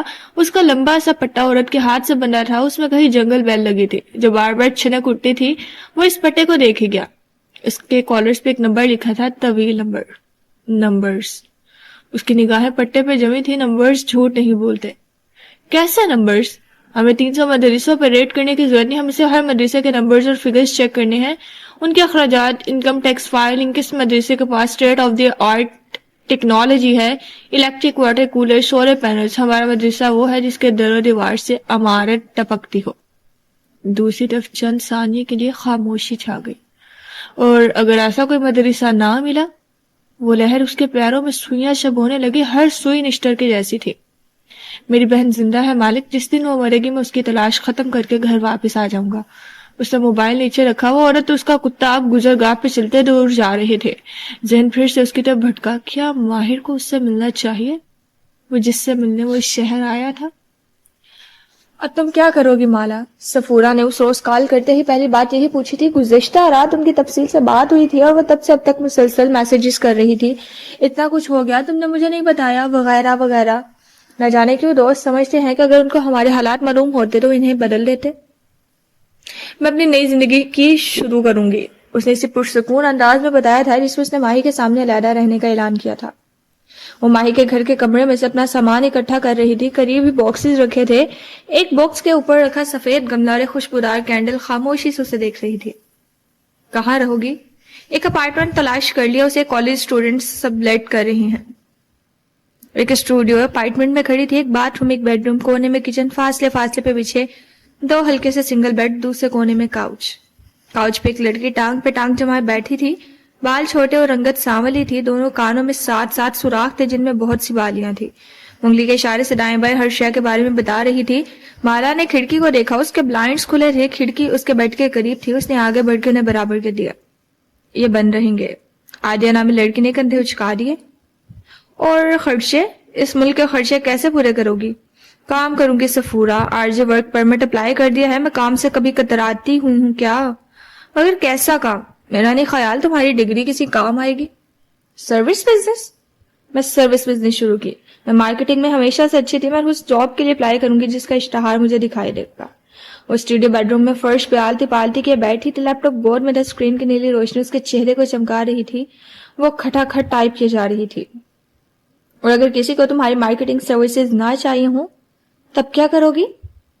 اسٹوڈیو اپارٹمنٹ میں اب رات پہلی تھی. وہ فرش پہ بیٹھی دیوار سے ٹیک لگائے گھٹنوں پہ گال رکھے بیٹھی تھی. آنکھوں میں پانی رہ رہا تھا. قریب کھلے لیپ ٹاپ کی اسکرین بے رونق تھی. کوئی منیمم ویج جاب کر لوں گی, وہ تو مل ہی جاتی ہے. وہ ایک کافی شاپ تھی کھڑی تھی. یہ شاپ مال کے دہانے پہ تھی اور اس کا کوئی دروازہ نہ تھا, بس ایک چوکور کارنر بنا تھا جو اطراف سے کسٹمرز کے لیے کھلا تھا. چند لڑکیاں کام کر رہی تھی. ایک 6.5 فٹ کا فرباہ لڑکا کان پہ ہینڈ فری چڑھائے تیزی سے کافی بنا رہا تھا. گاہے بہا گاہے اس نئی لڑکی کو بھی دیکھتا ہے جس کو ایک ادھیر عمر سکھ عورت ایپرن تھما رہی تھی. ساتھ وہ ہاتھ کے اشاروں سے اس کو کام سمجھا رہی تھی. سبز آنکھوں والی لڑکی کی آنکھوں میں پانی تھا. اس نے ایپرن تھاما تو انگلیوں میں کپاہٹ بھی تھی. اب وہ سر جھکائے سیاہ سبز ایپرن باندھنے لگی. آنسو حلق میں اکٹھے ہو رہے تھے. تم منیمم ویج جاب کر لو گی مالا؟ تم اپنے ملک میں ریسٹورینٹ چلاتی تھی, تمہارے نیچے 20 لوگ کام کرتے تھے. میں سب کچھ کر لوں گی, مجھے صرف سروائیو کرنا ہے. رات تاریخ ہو رہی تھی. مال کی بتیاں بجھ رہی تھی. وہ اپنے کارنر میں کھڑی کمر پہ ہاتھ رکھے فرش کو دیکھ رہی تھی. کافی شاپ کی حدود میں شامل علاقے پہ رکھی کرسیوں پہ ایک گاہک نے ابھی کہہ کی تھی وہ شاید تفریحی ڈرگز جب کینیڈا میں لیگل قرار دی جا چکی تھی کے ساتھ کافی کو ملانا چاہ رہا تھا, اور اس کی بدبودار ناکامی مایا حالت میں میز سے ہوتی فرش پہ ٹپک رہی تھی. اسے آنکھیں بند کی, گہری سانس لی اور دستانے چڑھانے لگی. اس کی شفٹ تھی, یہ اسے ہی صاف کرنا تھا. اور زیاد, میں اس سے طلاق لوں گی. وہ کیسے؟ وہ ایک چھوٹے اور تنگ سے آفس میں بیٹھی تھی. سامنے ایک سوٹ میں ملبوس ہندوستانی خروخال کا آدمی بیٹھا تھا. کینیڈا میں طلاق لینے کے لیے ضروری نہیں کہ آپ یا آپ کے شوہر اس ملک کے شہری ہوں یا شادی اس ملک میں ہوئی ہو. آپ کی شادی جہاں بھی ہوئی ہو, آپ جس ملک کی شہری بھی ہوں, آپ برٹش کولمبیا کینیڈا کا صوبہ کی عدالت میں ڈائیورس فائل کر سکتی ہیں. لیکن اس کا سانس رک گیا. لیکن ایک شرط ہے. وکیل نے توقف کیا. وہ پلک تک نہیں جھپک پا رہی تھی. طلاق فائل تب ہوگی جب آپ کو کینیڈا میں رہتے ہوئے 1 برس کا عرصہ گزر گیا ہوگا. اس کے چہرے پہ تاریک سایہ ٹھہرے. یعنی 1 سال سے پہلے میں کینیڈین عدالت کے ذریعے طلاق نہیں لے سکتی. پھر کیا کرو گی؟ میں نے طلاق کا فیصلہ کر لیا ہے سفورہ, میں اسے پاکستانی عدالت سے لے لوں گی. وہ موبائل اسکرین چہرے کے سامنے کیے بس سے اتر رہی تھی. سن گلاسز آنکھوں پر تھے اور کانوں میں ہینڈ فری لگے تھے. اسکرین پہ محیط کا چہرہ دکھائی دے رہا تھا. اس چہرے پہ ایک ساتھ بہت سے تاثرات تھے. تمہیں امبیسی کے ذریعے یہاں مجھے پاور آف اٹارنی بھجوانا ہوگا, پھر میں تمہاری طرف سے یہاں خلا کا کیس فائل کر دوں گا. تمہیں آنے کی ضرورت نہیں ہے. وہ وکیل سے بات کر چکا تھا. میں واپس آؤں گی بھی نہیں محیط, وہ مجھے جان سے مار دے گا. وہ دائیں بائیں دیکھتی سڑک عبور کر رہی تھی. مال کی عمارت سامنے تھی. مالا, تم مجھے پہلے بتاتی تو. وہ افسوس سے کہہ رہا تھا. میرے پاس پچھتاووں کا وقت نہیں ہے محیط. وہ مزید اپنے بہن بھائی اور دوستوں سے بات نہیں سن سکتی تھی. مجھے بتاؤ, مجھے کب تک خلا مل سکے گی؟ خلا کا فیصلہ عموماً 3 ماہ میں آ جاتا ہے. اس سے دیر بھی ہو سکتی ہے اگر وہ کیس کا بھرپور مقابلہ کرے. لیکن چونکہ وہ سعودی عرب میں مفرور ہے اور میرا نہیں خیال وہ آسانی سے پاکستان واپس پہنچ سکے گا, اس لیے امید ہے 1 ماہ میں فیصلہ آ جائے گا. میں ان باتوں پہ زیادہ یقین نہیں کرتی, لیکن زیاد کے جادو کا کیا کرو گی؟ وہ اس اونچی دیوار والے ہال میں سبز قالین پہ روزانوں بیٹھی تھی. درمیان میں ایک لکڑی کی ننھی سی میز تھی اور دوسری جانب ڈاکٹر رائد بیٹھے تھے. میں وہ تسبیحات پڑھ رہی ہوں جو آپ نے مجھے بتائی تھی. وہ چڑچڑی نظر آ رہی تھی. میں دعائیں بھی مانگ رہی ہوں. مجھے لگتا ہے میرا دماغ جیسے آزاد ہو گیا ہے, لیکن میرا خوف نہیں جاتا. ہر وقت لگتا ہے کہ کوئی پیچھا کر رہا ہے. وہ جواب میں کچھ کہنے لگے, لیکن وہ ان سے تیزی سے پہلے بولی. میں بہت مذہبی نہیں ہوں, میں حجاب نہیں لیتی, میں فرض نمازیں پڑھ کے اٹھ جاتی ہوں. کیا یہ میرے ساتھ اس لیے ہو رہا ہے؟ وہ ہلکا سا مسکرائے اور سر جھٹکا. جادو کے ہونے کا تعلق کسی عورت کے سر ڈھانکنے یا نہ ڈھانکنے سے نہیں ہوتا. ہم سب گناہ گار ہیں, ہم سب ورک ان پروگریس ہیں. سب مسلمان عورتوں کو سر ڈھانکنا چاہیے, لیکن وہ ان کو اپنے رب کی رضا کے لیے کرنا چاہیے. جادو اتارنے کے لیے جادو اترتا ہے رقیہ شریعہ سے, اذکار سے, اور سب سے بڑھ کر دعا سے. اور میرا خوف, جادو اتر جائے تب بھی اس خوف کا کیا کروں؟ اس کی آنکھیں پھر سے بھیگنے لگی. وہ جواب میں کچھ کہہ رہے تھے. اب تم کہاں رہ رہی ہو؟ سفورہ نے رک کے اضافہ کیا. کہیں زیاد اپنے جنات سے تمہاری رہائش گاہ کا پتہ معلوم نہ کر لے. اسے خدشہ ہوا. کسی کو نہیں معلوم کہ میں کہاں ہوں. میں نے نمبر بدل لیا ہے. میں صبح شام کی دعائیں پڑھ کے گھر سے نکلوں گی. ڈاکٹر رائٹ کہتے ہیں کہ جو اسکار پڑتا ہے اس کے بارے میں جنات اپنے جادوگر کو خبریں نہیں دے سکتے. وہ رکی اور تمانیت سے مسکرائی. کوئی جن اس کو نہیں بتا سکے گا کہ میں کہاں رہتی ہوں. وہ صبح باتھ روم کے آئینے کے سامنے کھڑی بال پونی میں باندھ رہی تھی. گال پہ نیا دانہ چمک رہا تھا. پیروں میں بندے فلیٹ جوتے تھے. وہ آئینے میں دیکھتے ہوئے مسکرائی. اسے جاب کرتے ہوئے 1.5 ہفتہ ہونے کو آیا تھا. وہ سڑک پار کرتے ہوئے بار بار دائیں بائیں نہیں دیکھتی تھی. کوئی نہیں جانتا کہ مالا کہاں ہے. آئینے میں دیکھتے ہوئے وہ مسکرائی. میں زیاد سے بہت دور آ چکی ہوں. میں اس بڑے ملک میں بہتے انسانوں کے سمندر میں گم ہو جاؤں گی. وہ مجھے کبھی نہیں ڈھونڈ سکے گا. وہ کبھی میرے پیچھے نہیں آ سکے گا. اس نے کراس باڈی بیگ ایک کندھے سے گزار کے دوسرے پہلو پہ لٹکایا اور اسکارف گردن میں لپیٹی دروازے ٹکائی. کوئی نہیں جانتا کہ میں کہاں ہوں. زیاد سلطان اب مجھے کبھی نہیں ڈھونڈ سکے گا. وہ اپارٹمنٹ بلڈنگ کے دروازے سے باہر نکلی تو بہار کی خوشگوار ہوا نے استقبال کی. دعا پڑھتے ہوئے اس نے باہر پھیکے روشن دان کو دیکھا اور زینے اترنے لگی. اب وہ اپنے ماضی کا زیاد سلطان نامی باب بند کر کے ایک نئی زندگی شروع کرے گی. وہ آخری زینے پہ تھی جب قدم زنجیر ہوئے. اس کے سامنے عین سامنے نگینہ بیگم کھڑی تھی. کشمالہ مبین کی ساری دنیا ایک لمحے میں الٹ کے رہ گئی. کشمالہ مبین اور نگینہ سلطان کو وہیں چھوڑ کے اس علاقے سے چند میل دور آؤ تو وینکوور کا ڈاؤن ٹاؤن شروع ہوتا ہے. ڈاؤن ٹاؤن کسی شہر کا دل ہوتا ہے, اس کا سب سے بارونق اور خاص علاقہ. وہاں اونچی عمارتیں بنی ہیں, ان میں دفاتر بھی ہیں اور اپارٹمنٹ بلڈنگز بھی. وینکوور دنیا کے مہنگے ترین شہروں میں سے ایک ہے. یہ کینیڈا کے جس صوبے میں واقع ہے وہ صوبہ یعنی برٹش کولمبیا اپنے پہاڑوں اور خوبصورت مناظر کے لیے مشہور ہے. یہاں ہر صوبے کی کارز کی نمبر پلیٹس پہ اس صوبے کے بارے میں کچھ نہ کچھ لکھا ہوتا ہے. اس طرح BC کی گاڑیوں کے نمبر پلیٹس پہ نمبرز کے نیچے بیوٹیفل برٹش کولمبیا لکھا ہوتا ہے. اس صوبے کے بعد سے اپنے علاقے خوبصورتی پہ ساری دنیا میں اتراتے پھرتے ہیں. وینکوور کی خوبصورتی اس بات سے بھی ظاہر ہوتی ہے کہ دنیا بھر کے عمرہ بالخصوص ایشین عمرہ اپنے بچوں کے لیے وینکوور میں ویکیشن اپارٹمنٹ ضرور لیتے ہیں, جو سارا سال خالی رہنے کے بعد موسم گرما میں بھر جاتے ہیں. کینیڈا ایک مختلف قوموں سے بنا خطہ ہے. اس ملک کے بعد سے اپنے نیٹیوز جن کو ایبروجینل پیپل بھی کہا جاتا ہے وہاں بہت کم رہ گئے ہیں. اس سرخ جلد اور چھوٹی آنکھوں والے وہ لوگ تھے جبکہ قبائل اس خطے میں صدیوں سے آباد تھے. پھر اس ملک پہ برطانیہ اور فرانس سے کئی جنگیں لڑی. یہاں یورپ سے بہت سے سفید چمڑی والے آگے آباد ہوئے. کہا جاتا ہے کہ ان میں سے ایک بڑی تعداد جرائم پیشہ لوگوں کی تھی جو اپنی سزا سے بھاگ کے یہاں آ چکے تھے. فرانسی تسلط کے باعث یہاں انگریزی کے ساتھ ساتھ فرانسی زبان رائج ہے. زمانہ بدلا اور کینیڈا برطانوی بادشاہت کے زیر تسلط آ گیا. پھر وہاں ہجرت کر کے آنے والوں کے چہرے بھی بدل گئے. اس ملک کا ویزا دنیا کے مشکل ترین ویزوں میں شمار ہوتا ہے کیونکہ اس کے قانون میں اسائلم لینا قدرے آسان ہے. ایک دفعہ کینیڈا میں آنے والا اگر پناہ مانگ لے تو اسے وہاں سے کوئی نہیں نکال سکتا. یوں ایشیائی، انڈین اور مختلف قومیتوں کے مسلمان اپنے ممالک کے حالات سے تنگ آ کے یہاں بسنے لگے اور یوں یہ ملک ڈائیورس ہوتا گیا. مسیسی کا نامی علاقے میں اتنے مسلمان آبسے کہ اسے مسلم ساگا کہا جانے لگا. البتہ جس صوبے BC برٹش کولمبیا کی کہانی ہم تم کو سنا رہے ہیں وہاں گورے اتنے نہیں ہیں جتنے انڈین سکھ بستے ہیں. سکھوں کے ساتھ ایشیائی قومیں بالخصوص چائنیز یہاں کثیر تعداد میں رہائش پذیر ہیں اور اس رنگ برنگی شناختوں سے بنے شہر وینکوور کے ڈاؤن ٹاؤن میں واقع ایک اپارٹمنٹ بلڈنگ ایسی بھی تھی جس میں بنا اپارٹمنٹ نمبر 555 کسی بھی قسم کے رنگ سے خالی تھا سوائے 2 رنگوں کے، سیاہ اور سفید. اپارٹمنٹ کی ایک دیوار پر بڑا سا بیک بورڈ آویزا تھا. اس پر بہت سے کاغذ چسپاں تھے، نوٹس، نقشے، تصاویر. دوسرے کونے میں سفید ورک ٹیبل رکھی تھی جس پر 3 بڑی ڈسپلے سکرینز، لیپ ٹاپ اور گرافک ٹیبلٹس رکھے تھے. ساتھ ایک سرخ عمارت کا 3D ماڈل بھی کھڑا تھا. ماہر اس وقت کرسی پہ بیٹھا آگے کو جھکا گرافک ٹیبلٹ پہ پینسل سے لکیریں کھینچ رہا تھا. ٹیبلٹ پہ ابھرتی لکیریں سامنے رکھے ڈسپلے سکرینز پہ مرر ہو کے دکھائی دے رہی تھی. ٹرن ٹرن موبائل کی رنگ ٹون بجی تو اس نے بنا سر اٹھائے کان پہ لگے ایئرپورٹس کو دبایا. آج سورج کہاں سے نکلا ہے جو ماہر افندی نے میری کال اٹھا لی. رابطہ جڑتے ہی بیربل کی حشاش بشاش آواز سنائی دی. کیوں صبح سے کالز کر رہے ہو؟ یہ تم سب میری کال سے تا کیوں چاہتے ہو؟ وہ خفا ہوا. جس دن بیربل نہ رہا اس دن کیا کرو گے؟ سکون سے کام کروں گا. جواب میں بیربل نے ناراضی سے ہنکارا بھرا. وہ خاموشی سے پینسل سکرین سے رگڑتا رہا. تمہاری وائٹامن ہانم کی کال آئی تھی. بالآخر وہ مدعے پہ آیا.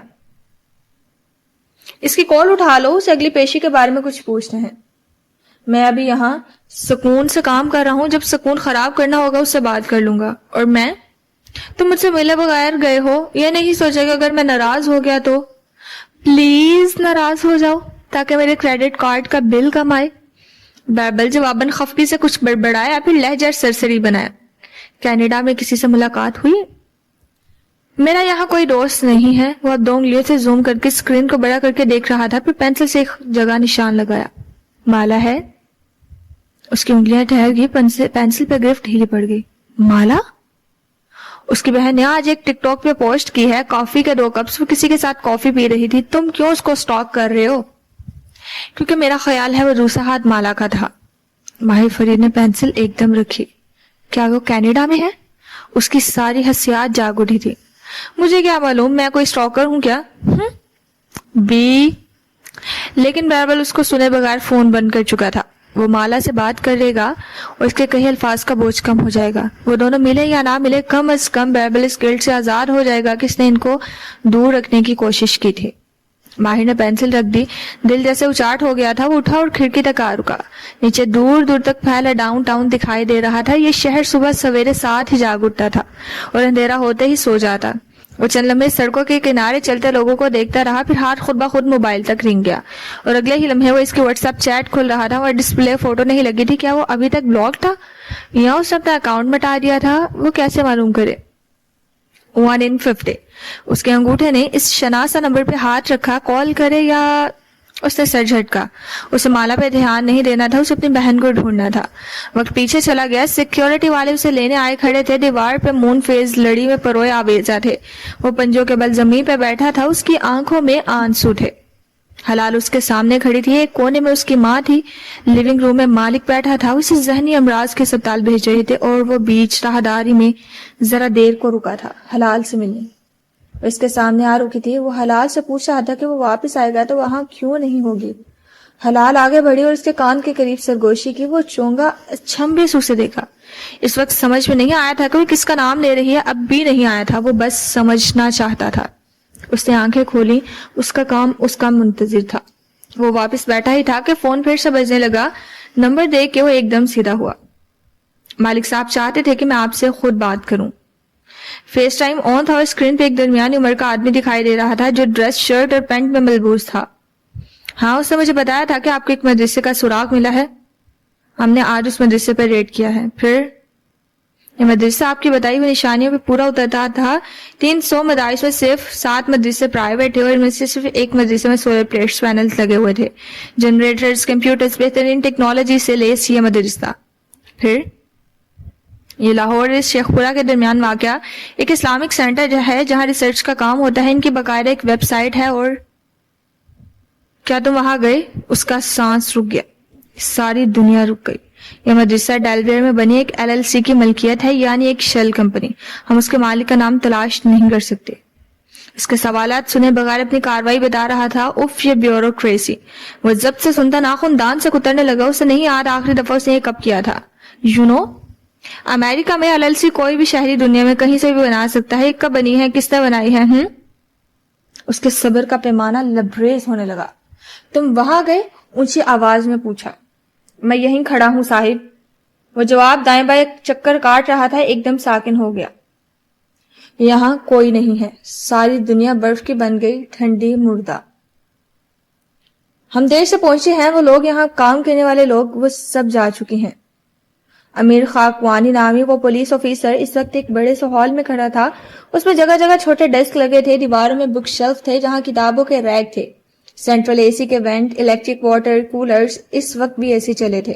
چند پولیس اہلکار دائیں بائیں ٹہل رہے تھے. چند تصاویر بنا رہے تھے. وہ جگہ ایک جائے وقوع تھا.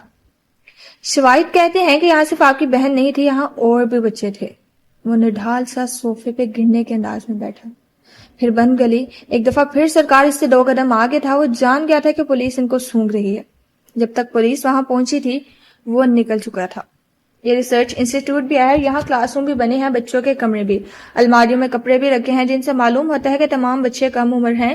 اسکول کچن میں گروسری بھی ہے. یوں لگتا ہے کہ جلدی میں ان لوگوں نے اس جگہ کو چھوڑا ہے. اس نے زور سے مٹھی بھینچ لی. آنکھیں گلابی پڑنے لگی. سر دونوں ہاتھوں میں گرا لیا. اور کیا ہے وہاں؟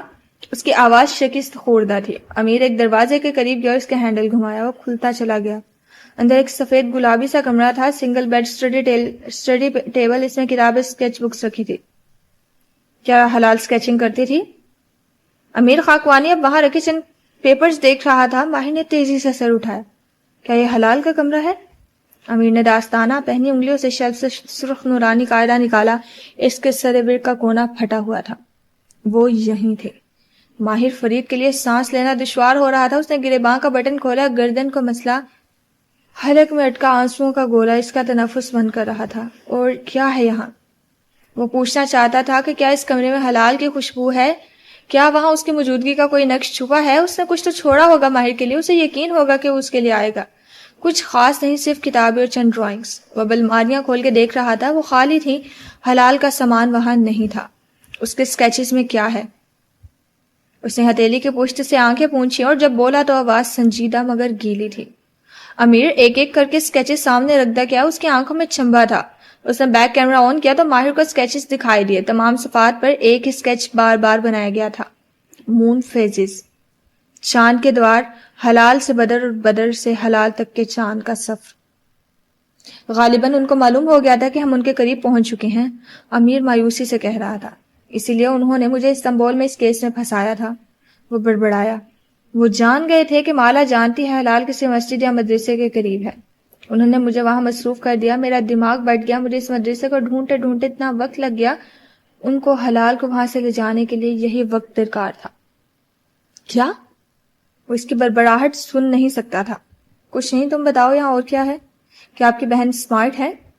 امیر کچھ دیکھتے ہوئے جیسے اونچا سوچ رہا تھا. وہ چونکا. وہ اپنی عمر کے بچوں سے زیادہ اسمارٹ ہے. وہ اسپیشل ہے. ماہر فرید الفاظ میں بیان نہیں کر سکتا تھا کہ وہ کیا ہے. اس کے کمرے کے دروازے پہ کوئی لاک نہیں ہے. عمارت میں دوسری جگہوں پہ لاکس ہیں لیکن یہاں صرف ایک چابی والا لاک ہے جس پہ کبھی کسی نے زور آزمائی تک نہیں کی. وہ پنجوں کے بل بیٹھے دروازے کے لاک کا معائنہ کر رہا تھا. وہ لاک کیسے توڑ سکتی تھی؟ اسے جیسے برا لگا. جواب میں چند لمحے کے لیے خاموشی چھا گئی. وہ باتھ روم سے بھاگ سکتی تھی. وہ باتھ روم میں کھڑا تھا. اس کی چھت نیچی تھی. کموڈ پہ کھڑے ہو کے وہ بآسانی روشن دان تک پہنچ سکتی تھی. یہ شیشے کا ہے. وہ اسے توڑ سکتی تھی. وہ پیر اونچے کیے باہر جھانک رہا تھا. باہر ایک پائپ لگا ہے. وہ اسے اتر کے نیچے جا سکتی تھی اور وہاں سے سڑک پہ عمارت کے اس تک کوئی سیکیورٹی نہیں ہے. تم کیا کہنا چاہ رہے ہو؟ اس کی آواز بلند ہوئی. کہ وہ بھاگ سکتی تھی لیکن نہیں بھاگی. وہ اپنی مرضی سے یہاں رہ رہی تھی. میرا مطلب وہ 11 سال کی بچی ہے، وہ کیسے بھاگ سکتی تھی؟ وہ برہمی سے بولا۔ امیر خاموش ہو گیا۔ مجھے دوسرے بچوں کے بارے میں بتاؤ۔ امیر اب کوریڈور میں آگے چلتا جا رہا تھا، ساتھ ساتھ وہ اسے چند کمرے دکھا رہا تھا۔ پھر وہ چھت کے سین پہ نکل آیا، دائیں بائیں دیکھا، ایک تنہا عمارت تھی اور دور دور تک ویرانہ پھیلا تھا۔ مین روڈ بھی یہاں سے کافی دور تھی۔ وہ پلٹنے لگا، جب ٹھٹک کے رکا، نگاہ میں کچھ چمکا تھا۔ یہاں ایک الگ سا بنا کمرہ ہے۔ وہ تیزی سے اس طرف آیا، وہ ایک کھڑکی تھی جس کا شیشہ ٹوٹا ہوا تھا۔ امیر نے اس کے اندر جھانکا، پھر بیک کیمرہ آن کیا۔ اس کمرے کے باہر تالا لگا تھا، پرانا تالا، جیسے کسی نے اسے برسوں سے نہ کھولا ہو۔ چند منٹ بعد امیر اور اس کے اہلکار تالا توڑ کے اندر داخل ہوئے تھے۔ اسے موبائل اسکرین پہ وہ کمرہ واضح دکھائی دیا۔ وہ گرد اور مٹی سے اٹا ہوا تھا، اس کی کھڑکی کے آگے کوئی سلاخ نہ تھی اور شیشہ ٹوٹا ہوا تھا۔ کھڑکیاں ابھی تک اندر گری تھیں۔ امیر نے الماری کے دروازے کھولے تو ہینگرز پہ لٹکے کپڑے دکھائی دیے۔ وہ کسی کم عمر لڑکے کے کپڑے تھے۔ یہاں کوئی لڑکا قید تھا، عمر 14-15 برس ہو گئی۔ اس کو یہاں سے کافی عرصہ پہلے نکالا گیا تھا، یا شاید… امیر نے ٹوٹے شیشے کی کڑچیوں کو دیکھا۔ شاید وہ بھاگ گیا تھا۔ وہ فون ہاتھ میں لیے ساکت بیٹھا رہ گیا، ذہن ایک دم بہت پیچھے چلا گیا تھا۔ وہ اسے ذہنی امراض کے اسپتال لے جانے آئے کھڑے تھے۔ وہ راہداری کے بیچ پنجوں کے بل بیٹھا تھا، حلال اس کے سامنے کھڑی تھی۔ میں انتظار کروں گی۔ اس کی باریک سی آواز اسے آج بھی یاد تھی۔ کس کا؟ وہ میرا دوست ہے، وہ مجھے بچانے آئے گا۔ کون؟ اس نے دھیرے سے وہ نام لیا۔ بدر۔ وہ میرے ساتھ قید ہوگا لیکن وہ مجھے بچا لے گا، ہم ایک ساتھ بڑے ہوں گے۔ کون بدر؟ معلوم ہوتا ہے کہ یہ لڑکا بھی یہاں قید تھا، کتنا عرصہ قید رہا معلوم نہیں۔ امیر کی آواز نے اسے ماضی سے نکالا۔ کیا آپ کسی ایسے لڑکے کو جانتے ہیں جو بچپن میں ہو گیا ہو حلال کی طرح؟ نہیں۔ اس نے کال بند کر دی، پھر وہ کافی دیر وہیں بیٹھا رہا، خاموش، کسی سوچ میں گم۔ بدر کون ہے؟ وہ حلال کے ساتھ کیوں قید تھا؟ اس نے کیوں کہا تھا کہ اس کو بچا لے گا؟ کچھ سوچ کے اس نے موبائل اٹھایا۔ تم نے مجھے کبیرہ سعدان کے بارے میں معلومات فراہم کی تھی زارا، اس کی انگلیاں ٹائپ کر رہی تھی۔ کیا تم مجھے یہ معلوم کر کے دے سکتی ہو کہ کبیرہ کے بیٹے آلیان کا پورا نام کیا تھا؟ آلیان وہ ٹکڑا تھا جو اس پزل کے کسی ایک خانے میں فٹ بیٹھتا تھا، لیکن کسی خانے میں، اسے یہی معلوم کرنا تھا۔